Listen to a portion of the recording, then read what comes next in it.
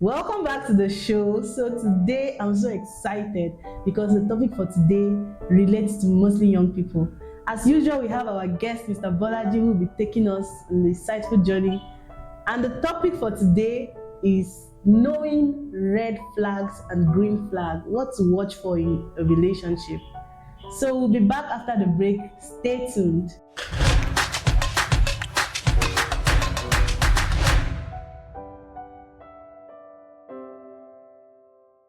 Welcome back from this break. So, Mr. Bolaji, we want you to enlighten us. You know, we are the young people and we are the Gen Zs, we are the ones going into relationships and all of that. So, I want to know, what's your take? What do you think are those red flags that we should, beware of? And then the green flags that we should notice when we are in relationships? Well, thank you. When you talk about this issue of red flag and green flag and yellow flag, all this while, to be sincere, you are the one that will define what is your red flag and what is your green flag. Okay. So the first thing, as someone that wants to take his life serious, you should sit down on your own. Nobody should disturb you and define your red flag and your green flag. Most of the time, we allow society to do that definition for us, and that's why we miss it all. Now, there are general red flag, which means society defined. But there are some that we don't even know whether it's wrong or right. We just allow society to have a take on us. So why did I say so? For instance, now, we are dealing with a young lady that is just like, wearing clothes, changing every day, just like much of so. Whether you like it or not, as far as the person is concerned, if anybody can spend anyhow, it's not a red flag to you. If you can't spend that very well, you can't date the person. Mm-hmm. But imagine you have someone that is a church girl, even if they give you 10,000, you can keep it for 1 year. And not touching it. And I met a guy that said, let's go eat fish. Say, okay, how much? Say, there's no spot around the Abuja corner. Let's go. You now go there. You now left there that day, you spend 1 million. That's a big red flag for the person. You have to divine well, like you have to lecture the guy or the girl on sorry. You have to lecture the girl on that decision that is right or not. So, as an individual, first define your goal. Where do you want to be at so time? Don't just say I want to become a doctor. Stupid idea when we're in secondary school. When I want to be this is the type of family, the home I want for myself. Then align it. Now, most of these things we are not bound by law. If you write it today, you can change it tomorrow based on your understanding. Mm-hmm. So don't talk to me to seller. If the guy is not tall and not married, you are stupid.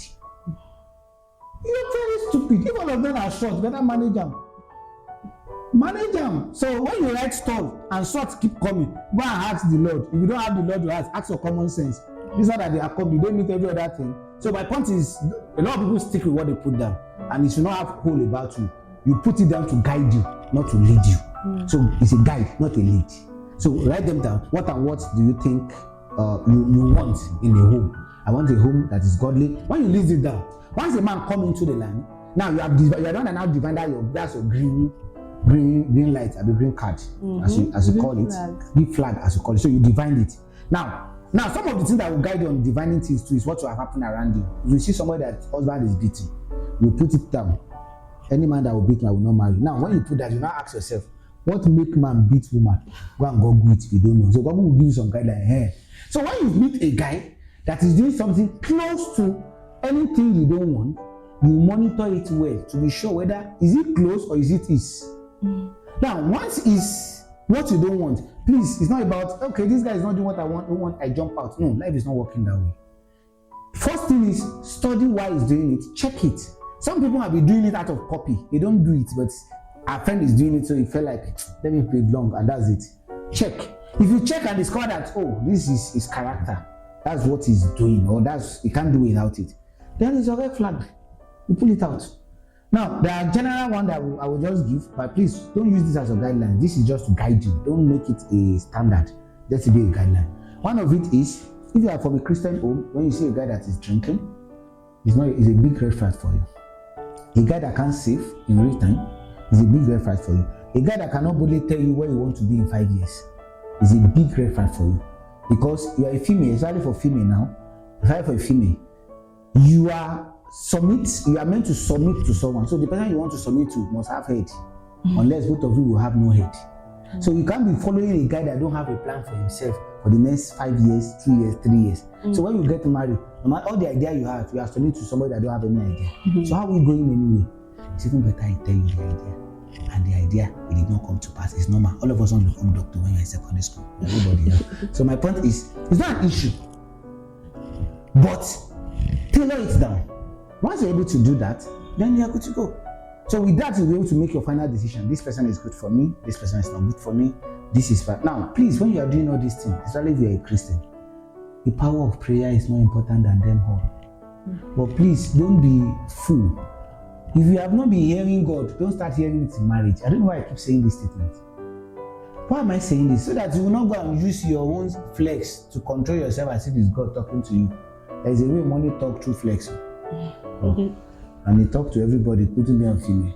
Even you that are me now. If somebody say, I like your business. Are you mad? Take 1 million. You are stupid. Take 2 million. You are mad. Okay, I've sent 1 billion. Think about it. Give him reply in 1 month.